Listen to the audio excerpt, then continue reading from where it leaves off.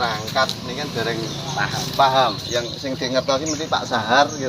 Iya, Pak Sahar terus Pak sinten niku? Oh? Nggih. Niku kali Mbah Blungko, terus Mbah Dagung. Lah niku lah. Ingkang pertama kali niki asli niki Pak Samidin Mbah Gembong. Terus Lurah Gembong nggih niki.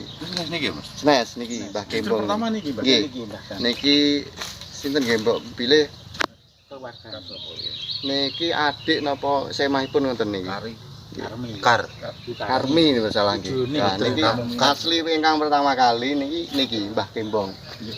Terus mangke pripun carane nggih kanca-kanca nggih kan niki nggih urung ngerti nggih asli silsilah Mawanarjo yang sebenarnya nggih niki mangke disendine niki nggih kula nggih ngertine saking tiyang sepah termasuk Mbah Ran. Mbah Paneran. Nggih Mbah Paneran. Lah niki duka tipe cucu, duka tipe cicit niku Pak Samidin. Samidin niki. Samidin niki? Nggih, jago bubur. Nggih, jagi niki jago mriki niki. Niku memang niki lah, niku mboten wonten nyampeke.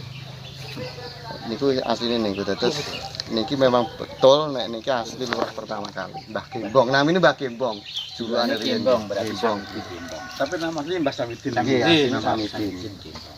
Gembong Samidin nomor pripun ngoten riyen critane niku namanya. Nggih, untuk meluruskan sejarah. Nggih, terus niki untuk meluruskan sejarah. Itu uri-uri. Nggih, wajib diuri-uri. Lah niki sementara niki sing anu nggih namung ngertos sebagian orang. Terus Mbah Sahar niku Pun ke beberapa mboten tesih tesih anu. Riyen niki. Mboten tesih family, duka tipe anak, duka tipe napa ngoten lho. Teng saking Mbah Gembong. Jadi intinya ngoten niku nggih. Sangane terakhir. Nggih. Ini Mbah Sahar.